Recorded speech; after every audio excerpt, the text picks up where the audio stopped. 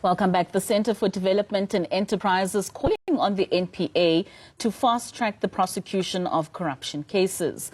Under the leadership of Shamila Batohi, the NPA has not prosecuted the cases flagged during the Commission of Inquiry into State Capture. Joining us now is Ann Bernstein, who's the Executive Director at the Center for Development and Enterprise. Ann, thank you so much for your time and for joining us this afternoon. What do you believe could be the underlying factors to the slow pace in prosecution of the state capture cases?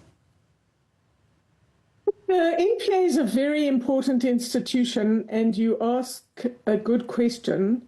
And we have various ideas of what might be happening with the NPA, but nobody's sure. And that's why one of our recommendations is that we need an inquiry conducted by a retired judge that the president should appoint to immediately look into the NPA, its structure, its independence, its performance, its leadership, and answer that question. So that's a very important recommendation we're making. It's very bad that allegations are made about the NPA and all sorts of reasons are thrown around as to what is going on and what they're doing. And we think these allegations shouldn't be allowed to just fester in our society. They need to be looked into. If they're not true, we need to know that. If they're true, then action needs to be taken. So that's my broad response to your question. But there are some other issues that we do know. We know that the NPA has been hollowed out by state capture and that its funding was reduced, and it's been noticeable in the last 6 years since President Ramaphosa appointed Shamila Batohi to head it up. There hasn't been an enormous improvement in dealing with major corruption cases. And so lack of capacity, lack of experienced prosecutors, this is not a simple job that they have. So that's one. Lack of not enough money, we think, from the state. Various tactical decisions that have been made that might not have been the wisest. We're calling it the kitchen sink approach, sort of throwing everything at an accused, every single charge you can find against them, which makes it very difficult to prove, takes a long time. We're saying have one or two charges against people that are accused of corruption, serious corruption, and get those done. Get the person convicted if they're guilty and then in jail.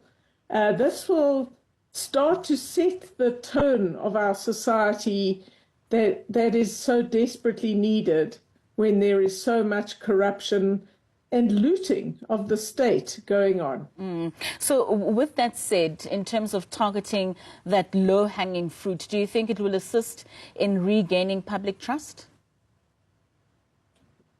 I think a number of things have to happen.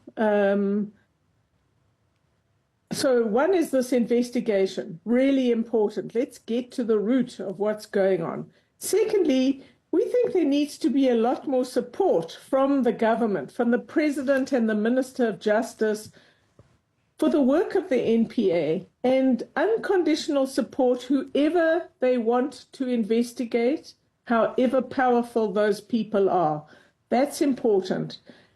We need more funding for the NPA. They need assistance now, which they're starting to take from the private sector in carefully constructed entities to protect the NPA and IDAC's independence.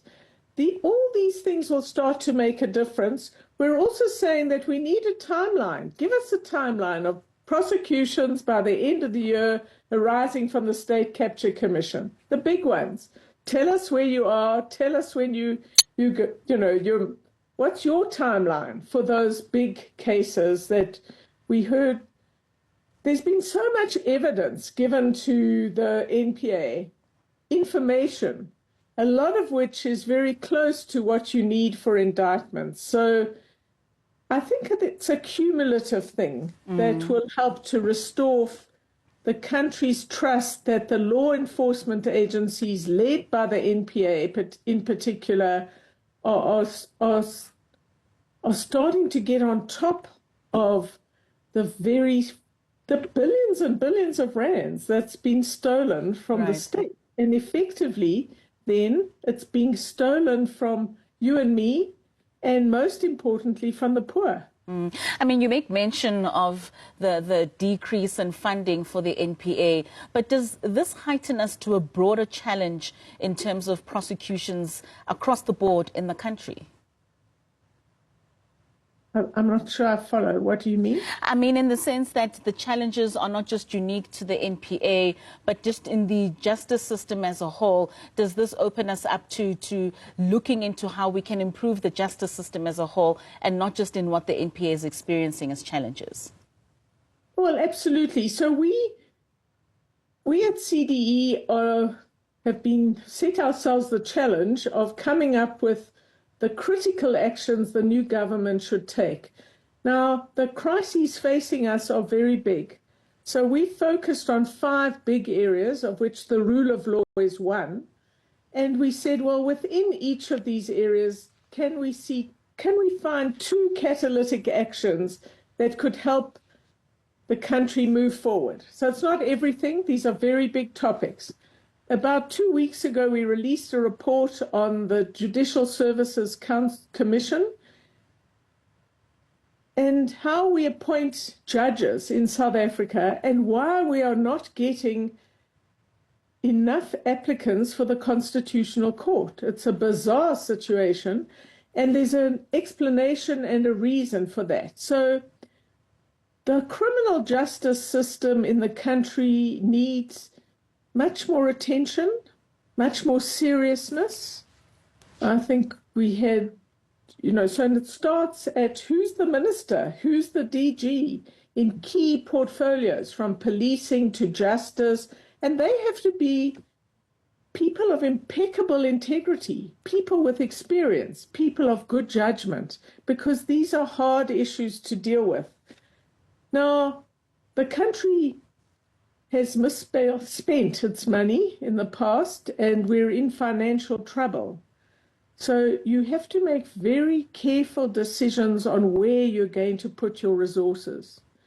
In our view, if you're not committed to funding the NPA or the criminal justice system overall properly, sufficiently, then we have to question the government's commitment to fighting corruption. I'm hopeful that the GNU, the new GNU, will have a greater commitment to fighting corruption and putting their backing behind the NPA and other institutions to do the very important, challenging work they have to do to bring major criminal cases to successful fruition. Prosecution and success in getting guilty people to then go to jail. Do you believe that with these prosecutions not happening timeously, it puts into question the leadership of Shamila Batohi? Look, we're not competent to say, we would say this. She has been the head of the NPA for the last 6 years. And we are saying that the inquiry we're calling for by a retired judge needs to look at leadership in the NPA. It's a question on the table, without doubt. Right. You are asking for this inquiry by a retired judge. In the absence of this happening, what else do you think could fast track and just help with this process in ensuring that the wheels of justice are turning? There are lots of things that could happen. Let me give you 3 examples.